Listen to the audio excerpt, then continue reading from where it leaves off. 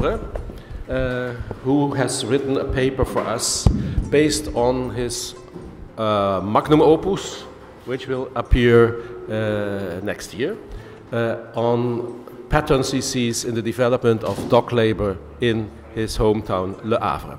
Je vais parler en français et essayer de résumer très brièvement en anglais.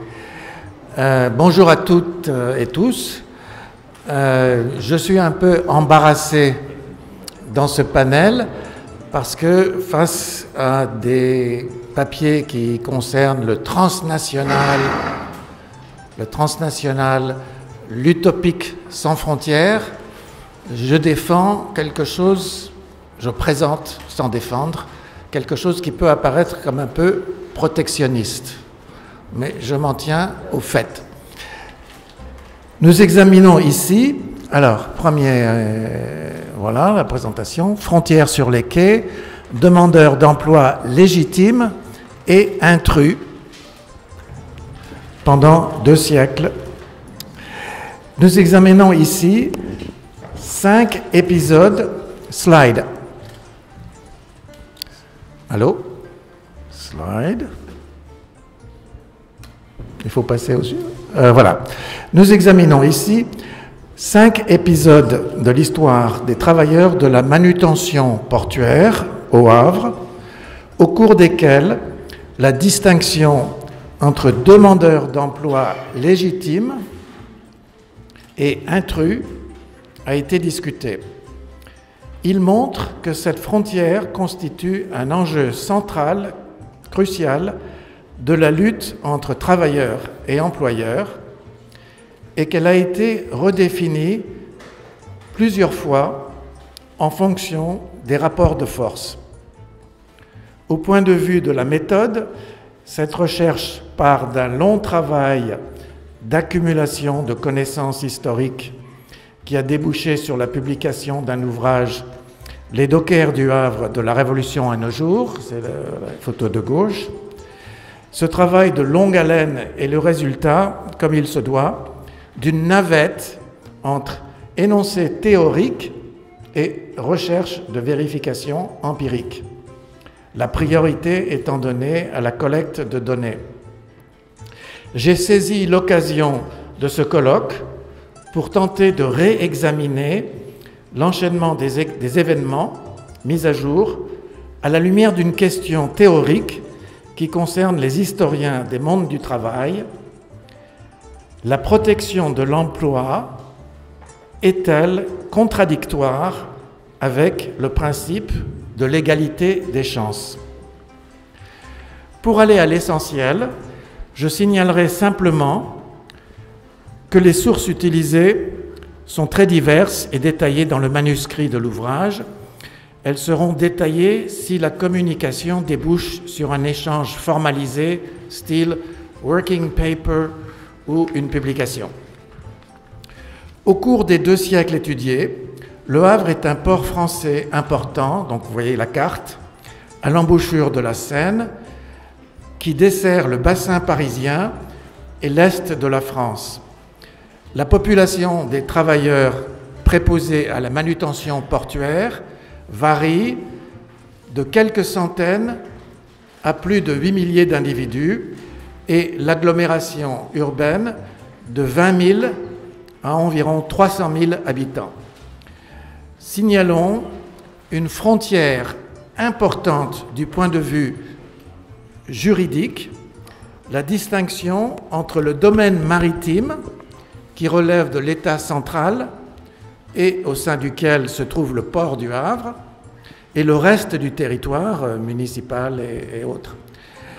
La zone portuaire est reliée à la campagne environnante, au reste de la France et au monde par de nombreuses liaisons routières, ferroviaires, fluviales et maritimes. Les 5 épisodes sélectionnés pour cette présentation se situent en 1820, 1848, 1929, 1997 et 2005, et tournent autour de la question: à quel travailleur est-il légitime de confier des travaux de manutention portuaire au regard de la loi, des règlements et contrats et de l'usage dominant? La réponse à ces questions fait apparaître une série de frontières sociales et parfois spatiales. Slide. Super. Malgré la loi Le Chapelier et le décret d'Allard de 1791 qui interdisait les corporations, la municipalité du Havre, soutenue de façon réticente par le sous-préfet et le préfet, a décidé de confier la manutention portuaire à des métiers contrôlés, héritiers des anciennes corporations, dont les membres étaient inscrits sur une liste et identifiables par une médaille. La police vérifiait ces médailles. Ces métiers contrôlés ont perpétué à peu près les mêmes obligations que leurs prédécesseurs d'ancien régime. Résidence à l'intérieur des murs de la ville, initiation par cooptation, cotisation. Ils excluent donc les habitants des faubourgs et des campagnes, considérés comme des hors-saints. Hors-saints, c'est un mot normand, ou des étrangers. Donc la ville, c'est les citoyens, et tout le reste, c'est les étrangers. Certains auteurs suggèrent qu'ils excluent de facto les non-baptisés catholiques, protestants et juifs notamment, pourtant assez présents dans la ville à cette époque. Mais cela reste à vérifier. Dans certains cas, les veuves héritaient de la fonction de leur époux. Les employeurs, négociants, armateurs et capitaines de navires, acceptaient généralement ce système pour le chargement et le déchargement proprement dit. Pour les tâches considérées subalternes, comme haleur et lesteur, ou en cas de besoin accru de main-d'œuvre, ils avaient recours aux autres métiers, aux saisonniers et aux pauvres, que la police appelle alors gens sans aveu. Slide. La situation a changé en 1848 avec l'expansion énorme du trafic, l'arrivée du chemin de fer, le projet de dock-entrepôt et les premières machines à vapeur sur les navires. Déjà en 1833, les métiers contrôlés avaient perdu l'exclusivité du marché des opérations de manutention et étaient mis en concurrence avec des employeurs de main-d'œuvre et autres intermédiaires. On note en 1848 des conflits entre travailleurs autour de l'embauche sur les quais d'ouvriers anglais et allemands qui travaillaient à la construction du chemin de fer et contre l'emploi de marins étrangers qui maîtrisaient la technique des machines à vapeur pour le déchargement, surtout anglais d'ailleurs, jusqu'alors réservé aux travailleurs portuaires. L'important pour notre sujet est la première manifestation publique d'un mot d'ordre visant à assurer la protection des emplois des travailleurs habituels. En effet, parmi les pétitions adressées au gouvernement au sujet du travail, donc à la Commission du Luxembourg, celle du 18 mars 1848 commence avec les mots retentissants « Au nom de la masse générale des journaliers du commerce ». Ici, il ne s'agit plus de protéger les métiers contrôlés, mais tous les journaliers du commerce. Le contexte fait apparaître l'expression « les travailleurs habituels ». Ainsi, le travail doit être réservé prioritairement à ceux qui en tirent habituellement leur subsistance. Le concept évoque le droit du paysan qui a cultivé la terre plusieurs années, le droit à la cultiver de nouveau l'année suivante. Rappelons que Charles Fourier avait évoqué le droit au travail depuis les années 1830 et que Louis Blanc, tous les deux socialistes, Fourier et Blanc, menaient bataille au gouvernement pour la reconnaissance légale de ce droit en 1848. Slide, please. On saute à 1929. Slide. Voilà. L'introduction de grues, l'aménagement de vastes entrepôts et de nouveaux bassins, la diffusion d'engins convoyeurs et aspirateurs a fragilisé les frontières traditionnelles entre les métiers.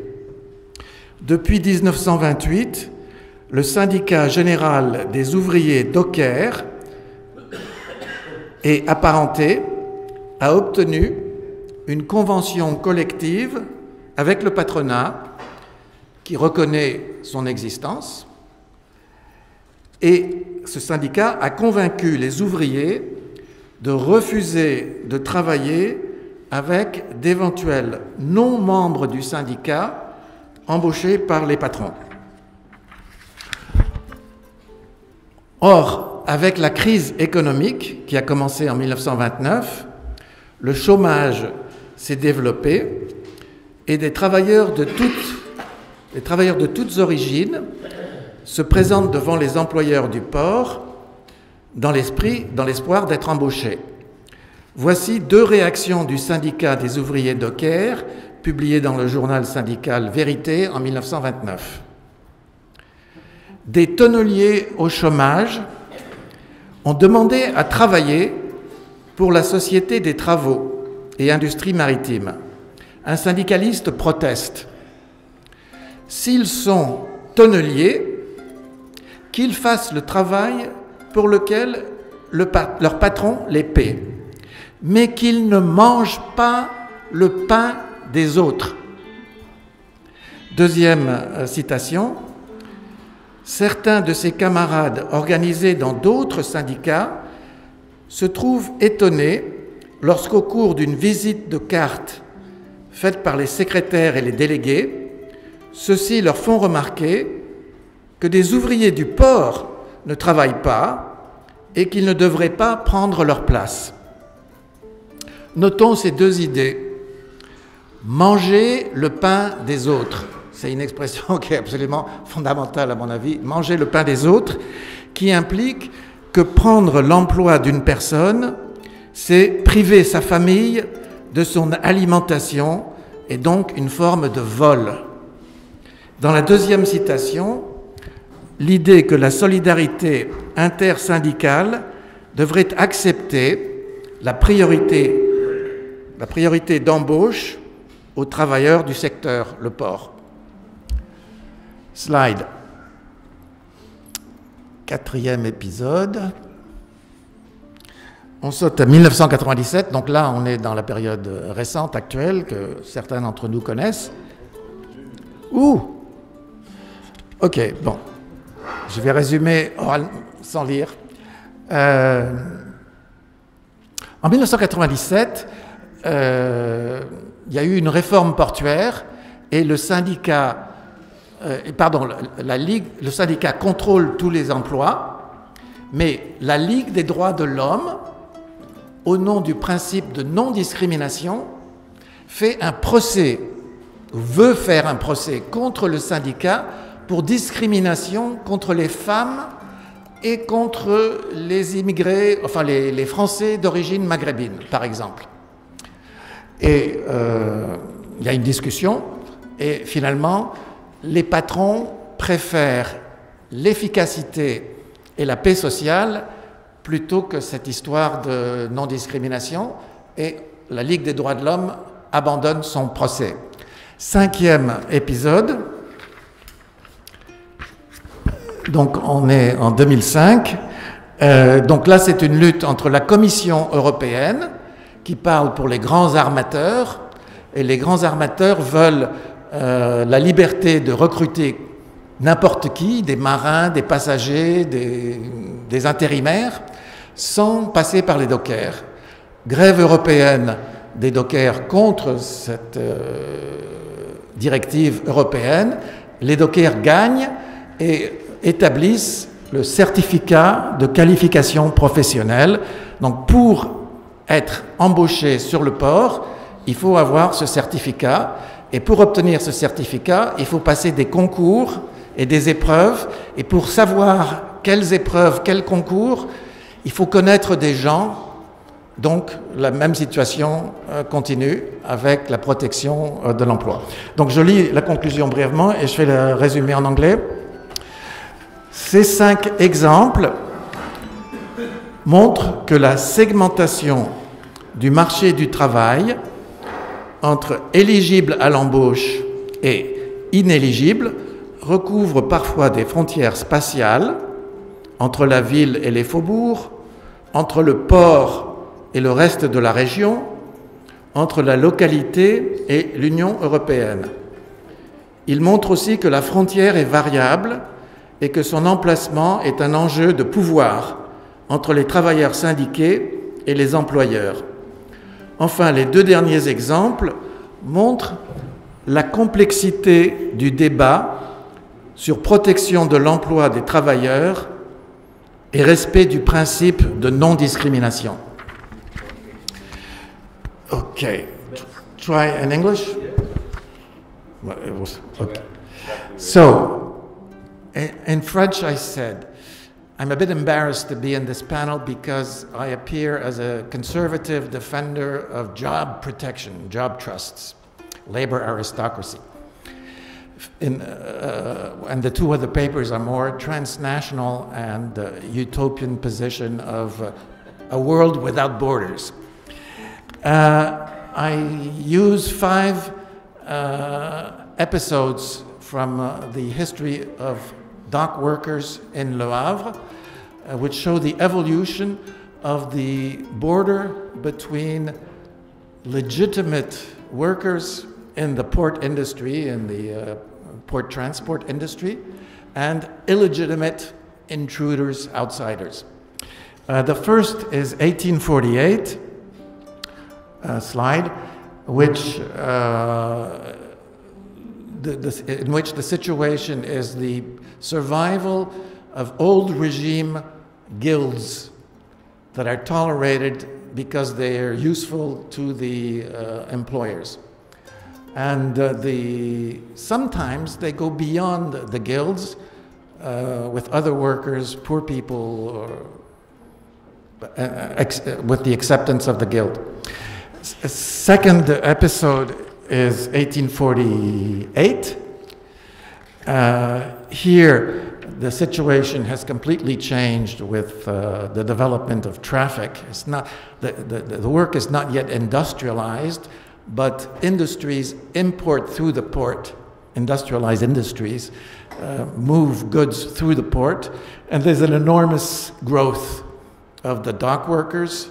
And in the petitions of the revolution of 1848, there are petitions which indicate a new form of consciousness where workers no longer speak as protected guilds or tolerated guilds, but as we, the habitual workers, we, the usual workers of the port, with the idea that the work should be evenly and fairly distributed only among the habitual workers of the port. Third, 1929, new slide. Here in the economic crisis, a number of workers who are not habitual port workers come to the port and try to be hired against the newly recognized unionized dockers. And the dockers union says, no, you must not eat the bread of others. If you take our jobs, you are stealing the bread from our family. And, next episode is the 1997.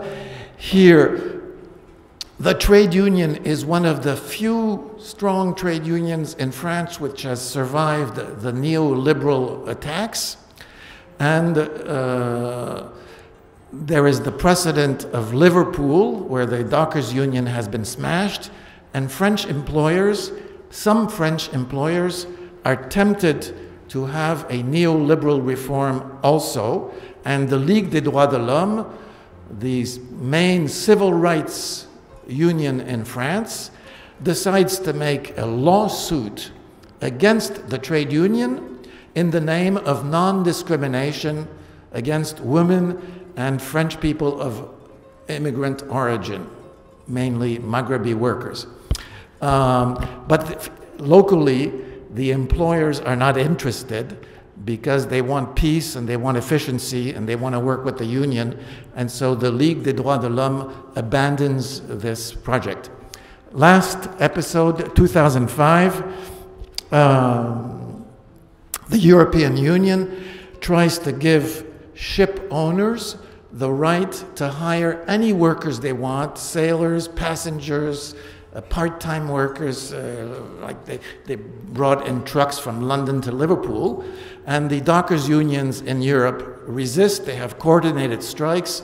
The directive is defeated, and to protect against a new attack of this type, the union imposes a certificate of professional qualification, which is difficult to obtain if you don't have trade union connections. So this is the last situation. And I conclude that this issue of job protection is important, and the distinction, how to articulate job protection and our principle of non-discrimination is very complex. Well, yes, applause. We have of course read your paper, but we could not really understand every word you said, so Prabhu will briefly summarize, and then we hear a French summary also briefly, and then we go on to the third presentation. Yeah. Sharmila, with your permission, I just quickly, because lot of it could. I think she's angry with you. No. Hello, Sharmila. With your permission, I'm just going to very briefly summarize because some parts of your presentation wasn't easily understood. So I'm doing it from the basis of your written paper. So quickly speaking, this is a paper about coffee plantations in southern India, in Mysore state, in which now we have the Bangalore. But in the period she is studying, this Mysore state was an semi-independent, they're called princely states. They were run by the native princes, while British territories were all around it. Now the point about her paper is that once coffee became implanted there and became plantations there were problems of labor shortage, and a specific character of labor migration emerged there to fulfill this. It was quite an expanding coffee regime which came into being. And to fulfill the labor needs, you had largely about 90% of the labor was seasonal and circular migration. Seasonal migration, temporary migration, but they were working for about 9 months in a year, 4 to 9 months, depending on the time, and while only 10% of the labor was permanent and settled on the plantation. This was quite in contrast to many other plantations where most of the labor is resident, where here the migratory labor. But the recruitment of labor was mainly through a system of advances given through middlemen. Through middlemen labor contractors who brought labor and made them work. The problem about this was the planters continuously faced was the middlemen or the workers, coolies as they were called, often defaulting on their thing. So in order to stop this practice, which is we can turn as a form of resistance by coolies, workers, there were legal provisions which were created, which were already apparent, already available in British India, which criminalized the breach of contract. If you run away with the advances, you can be put in jail. Now that required, in case of the Mysore government, Mysore state enacted it, but the problem was that they could not get the British government to have a reciprocal extradition. Extradition, that means getting the, if someone runs away to the British territory, they cannot get him back.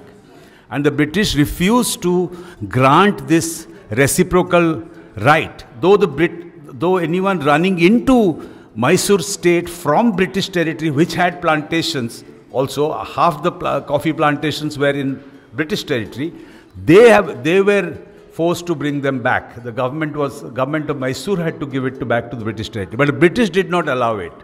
This also meant a certain degree of asymmetry between local planters and the European planters. Though the European planters also suffered, the large amount of Mysore state coffee was done by indigenous native planters. Now she is arguing that this asymmetry remained in the face of this particular legal space between Mysore state and the British territories. And the way the workers somehow found loopholes to kind of engage in forms of resistance which largely took the place of running away, of deserting after taking. But of course, the point is that it was still a very successful plantation regime, despite this persistence problem of throughout the 19th century of holding on to the workers. Right? Sur de l'Inde, précisément Mysore, something like that, dans une zone de plantation de café. Au 19e siècle, le problème principal que Shamira soulève, c'est la pénurie de main-d'œuvre à l'époque. Parce que une fois les plantations de café commencent à prendre de l'essor, naturellement, ils étaient confrontés à une pénurie de main-d'œuvre qui était rare à cette époque. Elle dit que 99% des emplois étaient des emplois saisonniers. Les gens travaillaient sur une période de 9 mois. Il n'y a que 10% qui avaient des emplois permanents. Donc, naturellement, il y avait quelques tensions, quelques conflits entre l'employeur et les employés. Il y avait une loi qui régissait les ruptures de contrat et qui pouvait, disons, conduire à une extradition vers les territoires britanniques. Mais le problème, c'est qu'on pouvait extrader quelqu'un vers les territoires britanniques, mais l'inverse n'était pas possible. Donc, en fait, il y avait une forme de résistance de ces travailleurs saisonniers dans les plantations de café et qui a conduit à développer un sens du syndicalisme aigu chez ces travailleurs saisonniers dans les plantations de café et qui va plus tard impacter les nouvelles relations entre les syndicats et les travailleurs dans ces zones concernées. Brièvement, c'était ça le propos de Shamira. Thank you. Et maintenant, nous avons une présentation de Dennis Galvan de l'Université de Oregon aux États-Unis et Jean-Eugene Feye du Center College in Kentucky. C'est une présentation vidéo avec un PowerPoint dans si je le voyais. Yeah.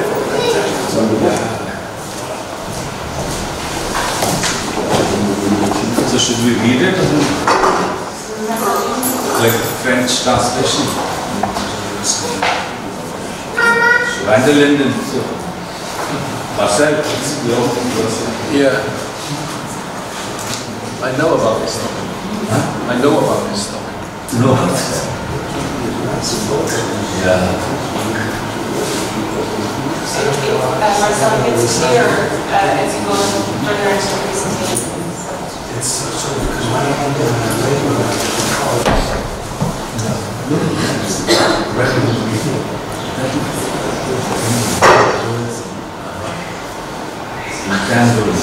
But I think we can move on now, isn't it? We've seen this. Oh yeah. You've seen this?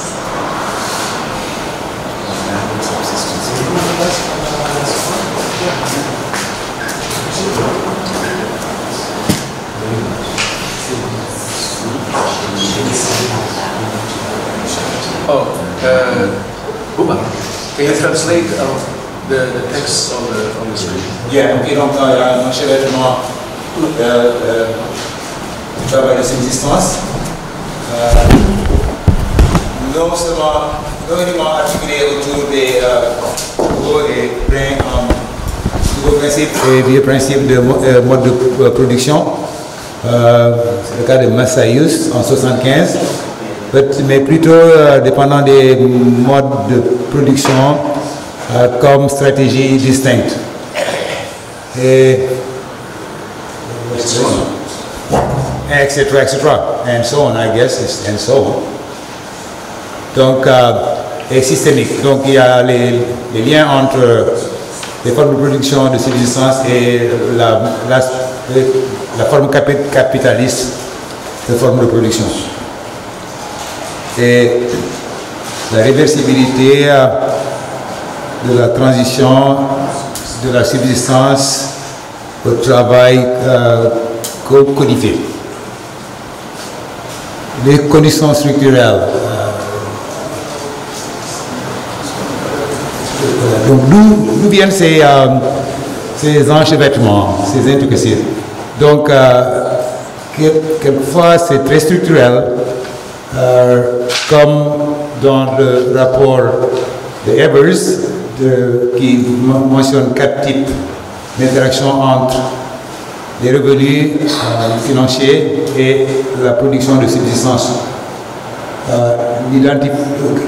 visant à identifier les échelles de revenus, le coût des intrants et les ressources non payées, comme, disons,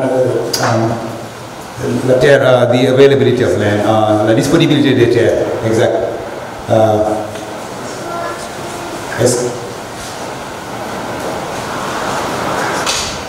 Donc, il a fait mention des stratégies de survie qui suggèrent que les enchevêtrements les possibles enchevêtrements au-delà de ce structurel pourraient anticiper. Comment comprendre tout cela? Donc, visant peut-être à décomposer, à déconstruire les habitudes existantes et les valeurs et les règles. Et plutôt à recombiner de manière créative ces aspects dans de nouveaux modes d'action, meaning and order. Donc, déconstruire les anciennes habitudes, les habitudes empruntées, s'il vous plaît. J'étais au troisième. Donc, résumé bricolage entre guillemets institutionnel ou du syncrétisme à partir de Lévi-Strauss, emprunté chez Lévi-Strauss et Serto.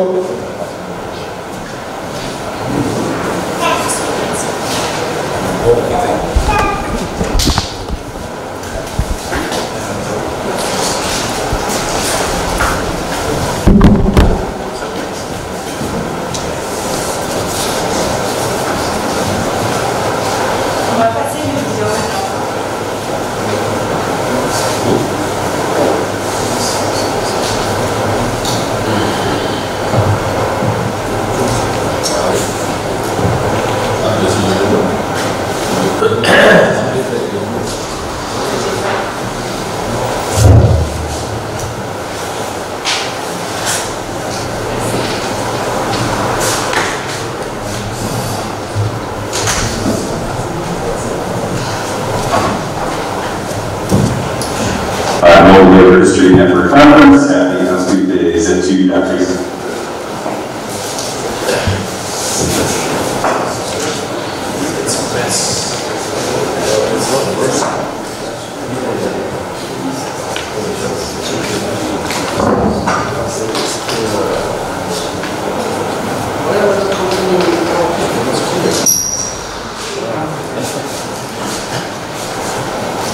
And St. Louis, I wish I could show you, and I also sent regrets from my colleague and friend Sean Fye from Center College, my co-author, on this paper. We both wish we could be there, and we both also wish it were possible to do this Zoom presentation live, but right now it's 1 in the morning here on the west coast of North America, so forgive me for doing this by way of Zoom. So let me share my screen with you, and here you can see, I believe, the topic of our paper, which is new entanglements of subsistence labor in rural Senegal, with illustrations regarding the remittance economy, agro-ecological traditional knowledge, and women's control of public health. And presenting this paper on behalf of my colleague Jean Fay of Center College. He also has been involved extensively in the research on this paper and regrets that he can't be here. Let me also say thank you to Bob Carfall, to the IEA, to Michelle Ellis, to the GIH, and to all of you who have organized this amazing event. Thank you so much for having us and for letting us present this paper. So let me share with you the plan for today's brief conversation. We are inspired by Dr. Linden's chapter 14 in Workers of the World on entangled subsistence labor, and we find that it really speaks to survival strategies and to something we call institutional syncretism in a place called Tukar. That's a village that we'll describe in a moment.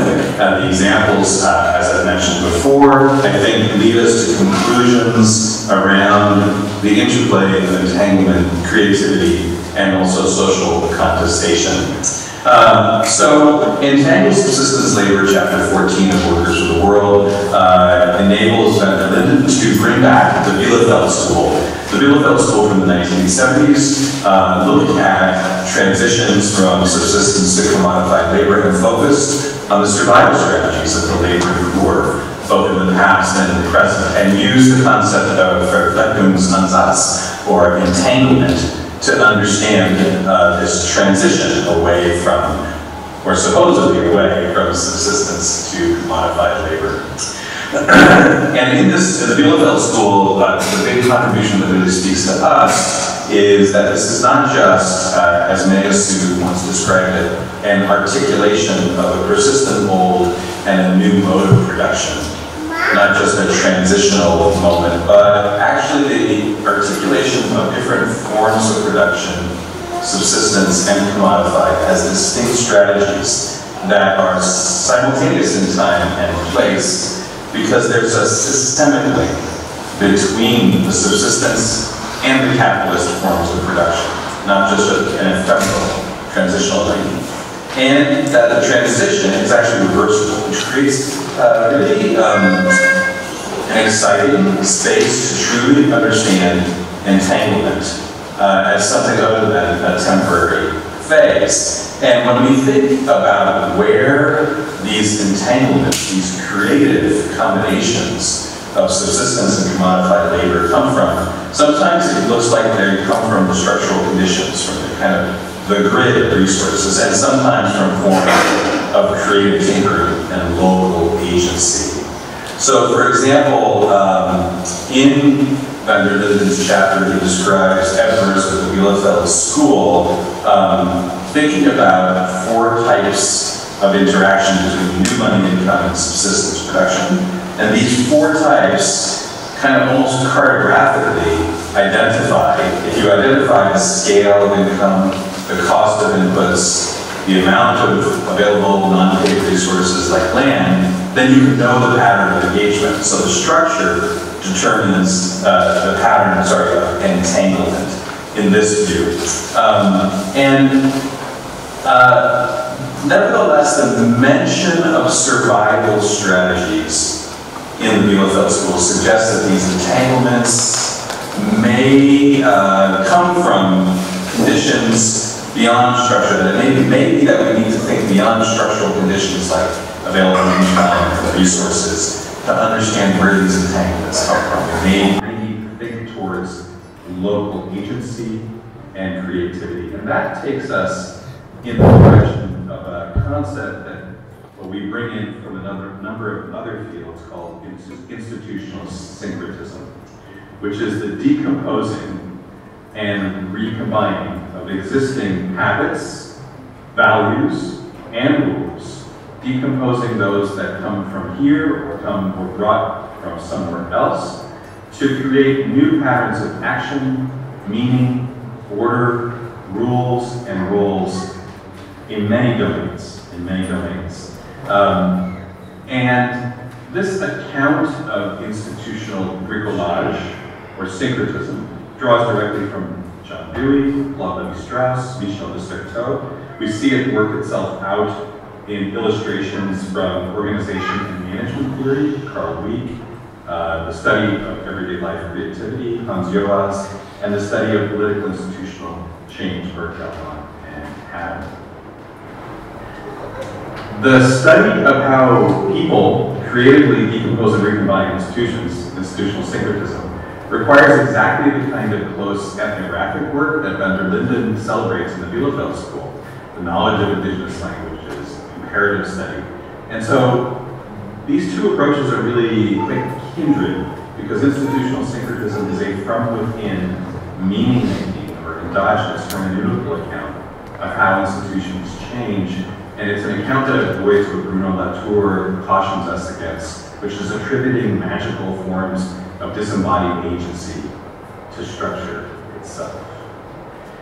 In order to see this in play, we turn to the village of Tukar in west central Senegal, which has been where I've been doing research for many decades. It also happens to be the home village of my colleague Jean Fay. It's a medium-sized village of about 3,000 people, 95% from the Serer ethnic group, the third largest ethnic group in Senegal. It's about 135 kilometers from the capital, Dakar. It's in what was called the peanut basin, the area of initial commodity production of peanuts in the early 20th century. It builds on Serer traditional agricultural practices, which achieved very high levels of population density in the pre-colonial period, but it's facing considerable pressure from climate change, desertification, and with the decline of agriculture, the rural exodus to look for jobs in cities in Senegal and abroad.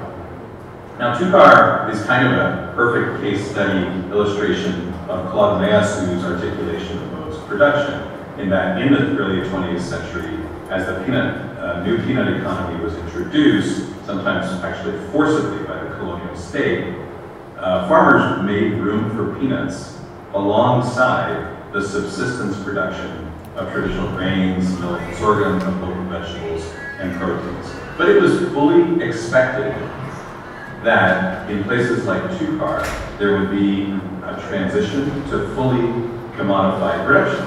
And subsistence production of millet would be replaced with cash crop production of peanuts to pay for grains like rice imported mostly from Thailand. There was a land reform in the early 60s to push this. There were various efforts by the state to animate the rural sector and provide financial credits to make this possible. And this continued even into the 1990s and 2000s with agricultural revival schemes. And yet, transition to fully commodified production, a la Meillassoux, didn't happen. Instead, we saw in a way, a recommitment to subsistence, a persistence of the subsistence mode, as villages, through educational and labor migration, became classic nurseries for raising kids or old folks' homes for taking care of the elderly. This created some new opportunities for middle-aged and older women who had limited migration prospects. They acquired both skills, resources, and to some extent, some power. And the persistence of subsistence is very much tied in for the Serer people with their long-standing cultural commitment to their home villages, their ancestral spirits, their Hangul, and the sense that Serer language and culture in newly independent Senegal are threatened with Wolofization. Wolof, the dominant ethnic group in Senegal, the largest ethnic group whose language is widely spoken across the country. So what we see among Serer people in Tukar is various new strategies to preserve the subsistence order for its own economic value, but also for its own cultural value. And so remittances, the revival of agroecological techniques, and middle-aged women's control over public health, all are sites of new entanglements of the subsistence forms of production and labor, commodified forms of production, very creative entanglements, but also sites of potential conflict. So let's look at the first of these, the remittance economy. 11%, fully 11% of Senegal's GDP depends on money sent from abroad. With 1 million people abroad, the remittance economy plays a huge role in cultural imagination. You only need to consider the recent award winning film Atlantique to notice how this works. And sure, this remittance economy provides a transition to commodified labor for migrants, but it's also a form of insurance for risk aversion for sending families. And these sending families use remittance income to bolster, maintain, and even expand traditional households and traditional lifeways. Subsistence households and subsistence lifeways are more viable because of the remittance economy, and that makes the remittance economy a tool to maintain a subsistence form of life. Remittances also give migrants a way of hedging their bets if they don't make it in the commodified life world or don't choose to make it. We see ongoing struggles in this space over sending enough, not sending enough, coming back, not coming back, and even threats on the material and supernatural levels of danger and of death for those who don't send enough or whose return might upset local orders. So really, this is a great example of new ways of marshaling resources in the commodified form of production to support the subsistence form of production and even lifeways. We see this something quite similar with regard to agroecological sustainability. We expected a transition to new forms of agricultural production in this region in the certainly by the 1960s and beyond, centered on the use of chemical fertilizer, pesticides, and individual title over land, so people would be willing to take loans to make investments in those resources. This was clearly designed to displace forms of collective custodianship by aristocratic lineages like land priests, also known as lamans, who managed pasture land and fallow practice and crop rotation. So these traditional custodians made sure that certain fields were set aside in fallow and that animals would pasture on those fields and their manure would provide natural fertilizer for those fields. In addition, these land custodians managed nitrogen-fixing trees like the Acacia albida to ensure soil fertility. So all of that was to be displaced in the transition towards modern agriculture. But there was never really enough income in this landscape, in this peanut growing economy, to switch fully to afford fertilizer, chemical fertilizer, and pesticide. Plus, climate change by the 1990s meant reduced rainfall, decreased soil fertility. The soil had been wiped out by producing year after year generation of peanuts. And so cash crop productivity was declining. The whole system was in a downward spiral. So what farmers did was they turned to traditional ecological knowledge. That is, the system of rotating crops, fallow fields, animals on the fallow fields as pasture land, natural manure, and protection of nitrogen-fixing trees, the traditional agroecological system to save commodity production. And so we have a kind of reversal here where it's the form of production and form of knowledge from the subsistence economy that comes to the rescue of the commodified economy. You can see traditional knowledge here at work because this tree, Acacia albida, fixes nitrogen in the soil, and guess what? The millet is much bigger and healthier around it. But someone needs to manage this tree to make sure it doesn't get cut. Someone needs to manage this pasture to make sure these goats and sheep have some place to eat, to pasture, and also this is where the manure is going to renew this field so that next year we can grow millet or even peanuts. So this is the traditional system at work. Most people practice some version of the traditional system. And among, there's a lot of data on this slide, but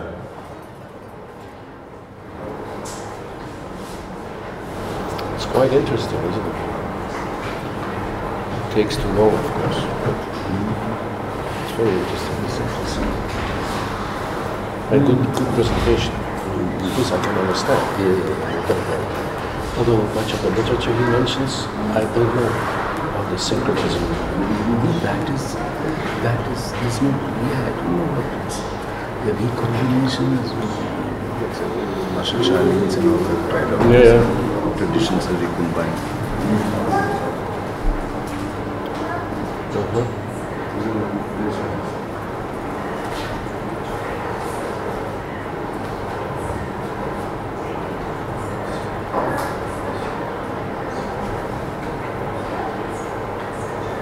Puisqu'il a le texte, il peut résumer ce qui est dedans. Il a le texte. Yeah, c'est un bon propos. Huh? yeah. So this is the traditional system at work. Oh, sorry. Most people practice some version of the traditional system, and among, there's a lot of data on this slide, but Oh, Buba, now's your chance. Just to summarize what you were saying. Yeah, maybe you can. Summarize, no? Oui, tu peux résumer. Donner Il commence son propos rapidement pour dire qu'il aurait être là avec nous. C'est lui. Il s'est connecté. Il est 1h du matin à présent à la côte ouest. Sorry. La côte ouest, ok. De présenter ce papier, ce projet avec son collègue Jean Faye. Au passage, il remercie Babacar Fall pour son travail de coordination et sa contribution, son grande contribution. En fait, la scène, comme vous avez pu le voir sur les différents diapos, dans le village de Toukar au Sénégal, au centre du Sénégal, un village à 95% CRR, 3000 habitants, caractérisé aujourd'hui par un phénomène d'exode rural et de désertification. Il est partisan de l'école de... those farmers using hybrid systems, turns out their soil has the highest level of nitrogen in the soil. It's the healthiest soil. It's the most successful soil. So the traditional ecological knowledge saved commodity production from itself with revivals of old ways of doing things. And so this is a kind of reverse where it's actually switched to the subsistence form of knowledge to get the commodity system to work. But this is done without the political institutions, the lawmakers, the land custodians. And so it's unclear who will manage trees, rotation, fallow, pasture land, and critically in their reduced rainfall and climate change, water resources like wells and basins. So it's a site of new entanglement, creativity, and contestation. Last similar example is around gender and public health. As I mentioned, in the village as nursery and old folks home, middle-aged women are left behind.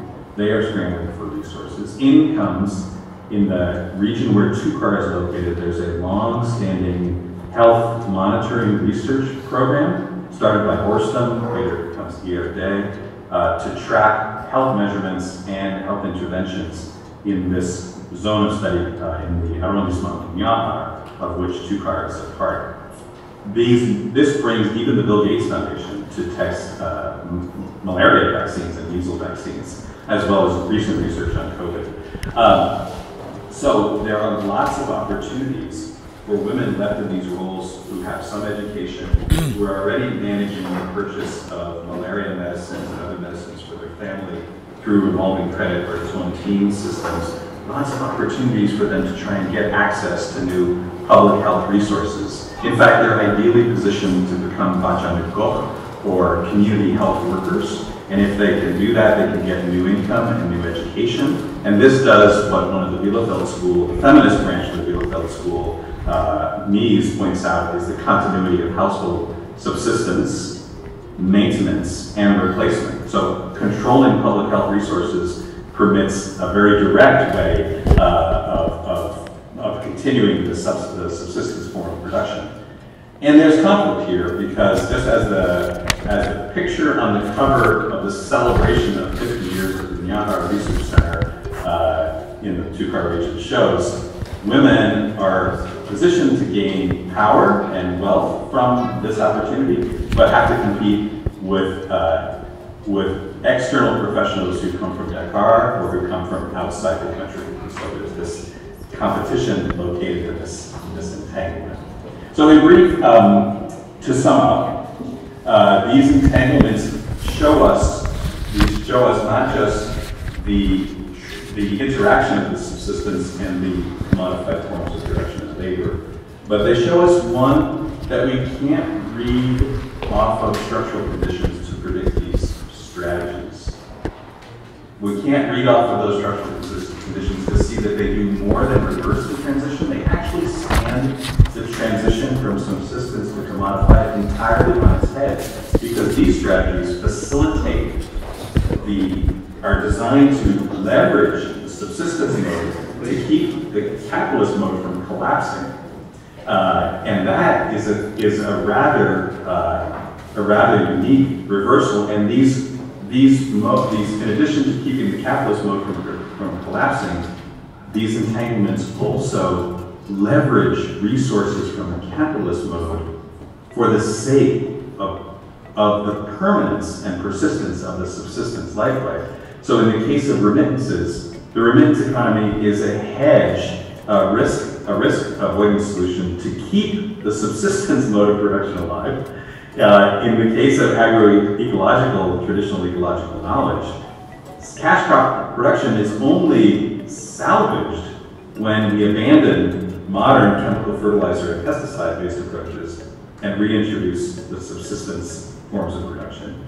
And for organizing my coming here, despite our nearly 30 years or 25 years of global history, global labor history, we still do not have the freedom to travel or to connect within the global south as much, despite valiant efforts by some individuals and institutions and so on and so forth. And I only can begin by saying that there is so much to learn from each other that we need to actually connect far more than we have done throughout this. We still connect despite global history through the metropole. We should be connecting internally. That's number one. You want me to translate or to summarize at the end? Let's summarize it then. Summarize. Yeah. So let me just, without much ado, try and point out that this set of 3 papers have tried to bring out some commonality so that we can discuss it in some ways.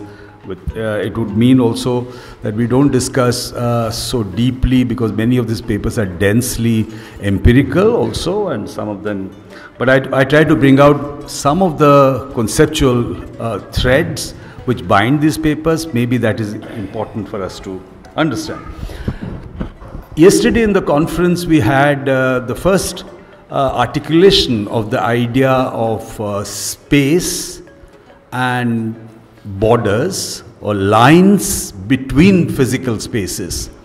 And already in the discussions we had gone beyond mere diktat of geography, as Alu said, into questions of political spaces, ethnic spaces, ideas of religious spaces, the distinction between what produces these spaces, rather than space being just a container in which we can put our identities or our dead spaces. We see that, and the border merely a line. We see that the line itself, that is the border between spaces, produces these spaces in the first place. That means it is as important to understand the border and the line as it is to understand the substantive aspect of the physical or conceptual or categorical spaces. So the line is an important part of our understanding. That's first point. And we see that, we'll discuss it perhaps more. The second point about the line is that this line is not fixed. It is not fixed in time.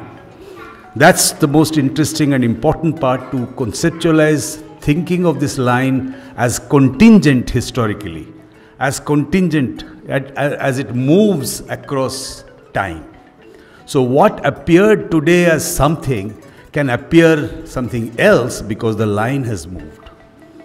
So the spatial demarcation and the transformation, which is the central focus of the theme of the conference, is very dependent on this historical transmutation of the border, the so-called border, the line. So the idea that we do not understand this line as fixed, and we also take into account the transformations and transmutation of this line over time. Okay, the line is not always only between two already fixed entities which move over time, but also the entities themselves transform because the line itself has moved. So this two conceptual aspect of how space and time cannot be understood without each other. I'm not the first person to say it, or not the first theoretical understanding of it. It's been done several times from people who started thinking from Kant onwards, Immanuel Kant onwards, to think of them as a priori, or the space and time as already a priori, but something we as historians, we see it as both movable in some ways. So what are these lines that we see reflected in these papers, and what are these entities that they are discussing about? So for instance, the lines are between physical spaces. For instance, in Sharmila's paper, between Mysore state, which is a princely state, which has semi-independence or semi-autonomy from the British state, though the British state itself is quite variegated, but it is between the British legal jurisdiction and the slightly, in some ways inferior, but subjugated, but still autonomous jurisdiction of the Mysore princely state. So there we see the lines that are, but it's not just the lines between physical spaces, but the lines are also, as you can see, between what is considered legal and what is considered illegal. Strangely, we'll see this. Insofar as labor is concerned, the legal becomes illegal somewhere, and it's not directly mapped onto the idea of freedom and unfreedom. That's another paradoxical aspect of the shifting line. That which is legal in one place is illegal in the other place, or that which is considered free becomes unfree in the other place. So to move from unfreedom to freedom, for instance, in Sharmila's case, the laborers moving from the jurisdiction of Mysore to escape the planters' hold over them are actually conducting an illegal act. And while those who come legally are actually being legally coerced and bound into a state of unfreedom. So between these jurisdictions also, there is no clear or no one-to-one mapping between legal and illegal and free and unfree. That's one of the other things. The third line that I find, which is there, which is somehow is all the time in all the papers, is between what's called forms of, we could call it modes of production, or ideas of different ways or different forms of production. Let's say the classical way has been between pre-capitalist forms of production and capitalist forms of production. And this debate has been central to formation of theoretical problematic of transition and questions of movement from one society to questions of economic growth and economic development. Not only that, also from the question of emancipation. So this transition is not merely a technical term, of merely an economic historical term, it is also a political term. Now it is in this transition of different forms of production, or their interrelationship, or the lines which draw one to the other, continues to in some way animate our understanding. It is again here that the line that we see, for instance, most clearly in case of the work of Mr.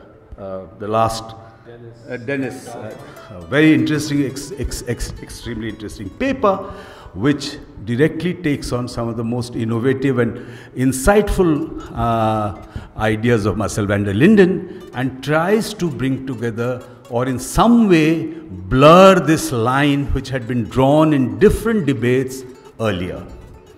Now, how successful they are or not is a matter of empirical investigation. But let's just discuss, or at least note, that their ability to move this line, or at least to reduce the importance of these lines in the way of hybridization or mixing together, or the term which is used by Marcel from the Bielefeld school idea of entangling the two sides. That means taking the line as something quite contingent and variable, sometimes having the possibility of reversal, so that now in this case, commodity form itself is being harnessed to remobilize and redeploy and recombine elements of so-called traditional. So not just that, there are two underlying, apart from these lines that we see, we also see, for instance, I also want to say how John Basman's idea of the changing notion of who is a worker, who can be, who has the right to work, and who doesn't have a right to work. And there he most beautifully presented over the century and more, the changing notion starting from closed shop of the guilds of the ancien régime and down to the modern post in the neoliberal world, the transitions between this different, who could be allowed to work, who is allowed to work, between who is a habitual worker or a permanent worker and who is a casual worker, and so on and so forth. Who has the right to work? Now given all this, the underlying thing that I wanted to talk about is somehow mistakenly, in some sense, in my idea is posited between use value, a Marxist concept of use value versus exchange value. Somehow it is seen as if use value is subsistence and exchange value is commodity production. Forgetting the basic idea in Karl Marx that use value itself can only be known only when exchange exists. That means without exchange value, there is nothing called an use value. Nothing called an use value in the sense that something which can be measured, something which can be substantially understood. So this particular relationship or the distinction between use value and exchange value, and I know Marcel uses it also, and Marcel will perhaps answer it better than I do. But I think it's mistaken to understand this as some separate entities which are somehow there's a world of use values which gets transformed into the world of exchange value. That is not a historically accurate picture anywhere in the world. Anywhere in the world. To say that everywhere earlier you had subsistence or so-called use value production and then the exchange value, then the market comes and then produces. It's never been history.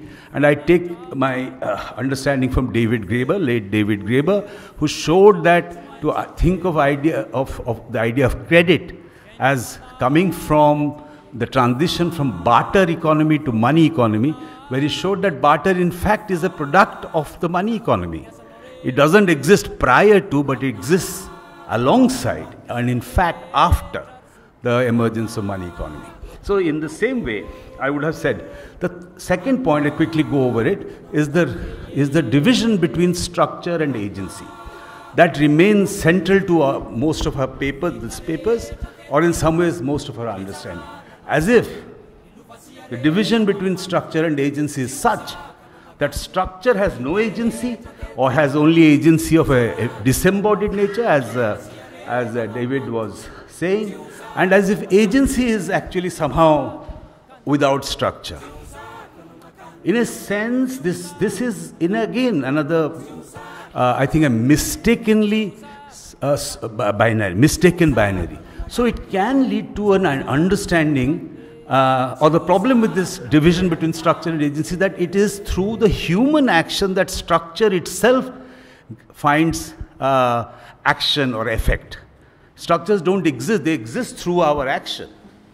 And it is through our choices that structures come into play. Even it be real power, real coercion, whatever it passes through us, through our body, through our agency, that structure is transformed or has effect. Similarly, agency, pure agency is a myth. Pure agency is an impossibility, because agency can only exist within a structural form.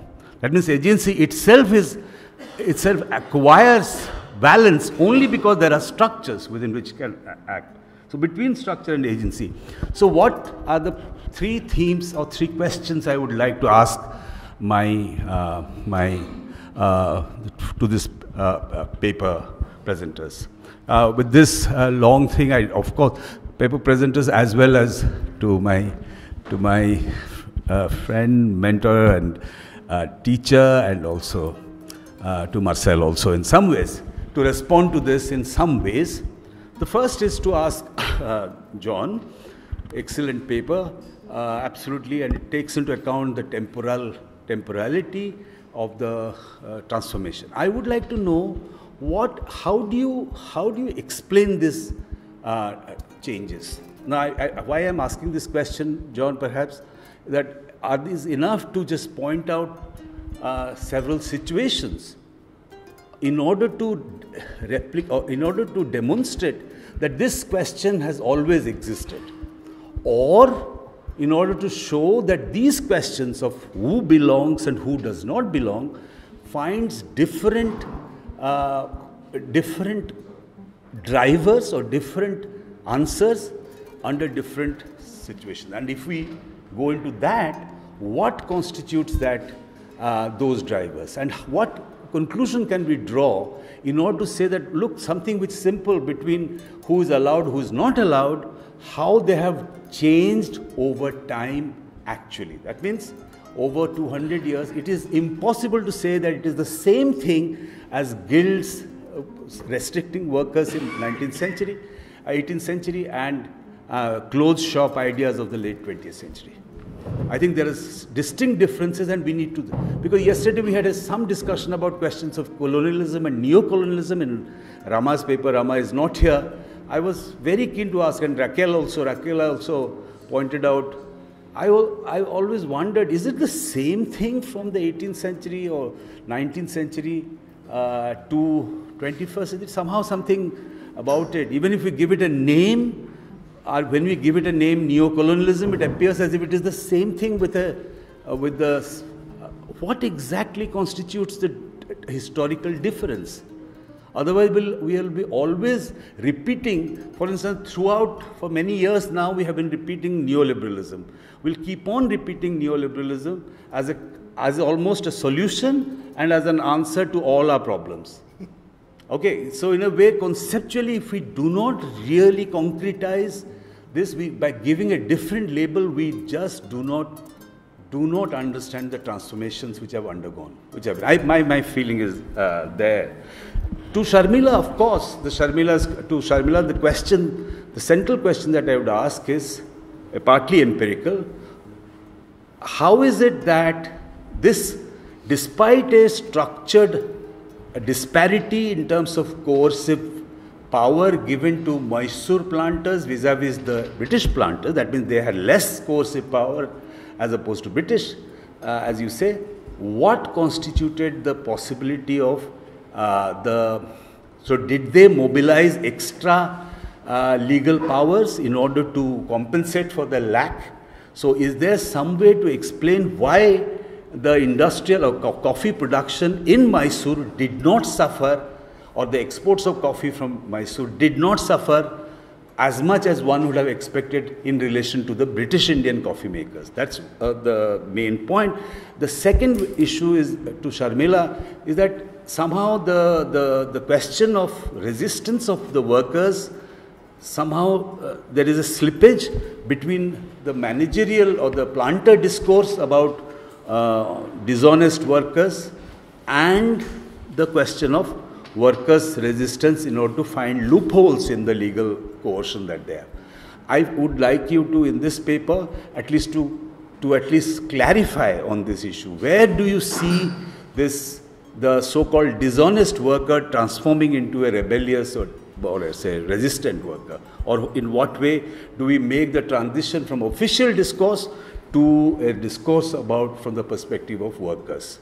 That's important. Thirdly, I would have just wanted an empirical answer to the question, what happens when the Upasi forces the government, or at least asks the government or the Southern Indian planters, asking the government of government of India to pass a special coercive law in 1903, despite in most other plantations in 1901 in North India, they had given up the idea, or slowly had given up the idea of using special laws to criminalize workers' activity. So what allows it, and in what way is the Mysore state affected by this new law of 1903, which you don't discuss in this paper at all. And finally, to David, which would be, I would like to say maybe it's too fundamentalist a question to ask. Are we happy for this, or to see the question of maintenance of a low-level equilibrium within the so-called traditional sector as an effect of the new forms of remittance and knowledges from outside which are being. I fully agree to the creativity. The creativity of workers was always there, of the traditional system was always there. But is the subsistence production that you are seeing? I am a bit confused about that. Do we see it as in any way providing either a threat to the capitalist system, or is it another way in which earlier, both in Miyasu but also in Herald World, we are producing a stable system in the tradition so that you can continuously send out migrants to send you this? Is it a kind of, what kind of a form of this economy is, this so-called economy is, which is stabilized somehow, is a bulwark against total, and you continue to maintain subsistence production? To what end? Not merely to keep the subsistence as they are, but also to continuously produce migrants in order to, in some ways, subsidize the capitalist system of production, which was the older idea. So I am a bit confused about where would you place yourself. Thank you so much. Thank you. Merci bien. John, va-toi dire. Bon, je vais faire le boulot de traducteur qui va m'empêcher de réfléchir à autre chose. Prabhu remercie tous les orateurs et les organisateurs qui ont rendu possible ce fascinant groupe de 3 papiers, dont plusieurs font référence au livre de Marcel, qui a eu une grande influence en Inde. Il remercie aussi Baba Karfal pour l'organisation de la conférence. Il y a 35 ans d'existence de l'histoire globale, et encore aujourd'hui, les liens entre le Sud et le Sud restent très difficiles. Prabhu a essayé de réfléchir aux points communs entre ces différentes communications en recherchant les traits conceptuels qui sous-tendent les explications empiriques. Le premier concept important, c'est celui de ligne entre 2 espaces de frontières, et qui entre en contradiction avec les espaces culturels réels. Donc, et de même, c'est une ligne entre 2 catégories qui, finalement, ces lignes de séparation, on a montré qu'elles sont variables dans le temps, et même si on a une définition spatiale, elle évolue, elle est historique, et même dans une période courte, mobile. Donc, première injonction, c'est d'historiciser les lignes de séparation. Ce concept de ligne est présent dans les communications, d'abord comme espace physique, par exemple entre l'État princier du Mysore en Inde et l'État britannique de l'Inde, avec une juridiction distincte. Donc là, il y a quelque chose de clairement géographique. Et il y a aussi, et qui est doublé par une distinction entre légal et illégal. Et on se rend compte que la distinction entre légal et illégal n'est pas équivalente à la distinction entre libre et non libre. Il n'y a pas, donc dans les deux cas, physique et juridique et libre, non libre, il n'y a pas une ligne, une distinction claire. On est dans le domaine du flou. Ça conduit aussi à la discussion sur les modes de production. Parfois on dit forme de production. Donc dans un des débats peut-être anciens, il y a toujours une ligne entre le mode de production pré-capitaliste et le mode de production capitaliste, et on doit toujours être en transition du mode de production pré-capitaliste vers le mode de production capitaliste. Et en fait, Prabhu signale que ce terme est à la fois économique et politique. Et il salue l'effort de Denise Galvan, qui a parlé du Sénégal dans la dernière présentation, parce qu'il veut complexifier, relativiser, moi je traduirais flouter la ligne entre les deux modes. Donc le terme utilisé, c'est enchevêtrement, entanglement,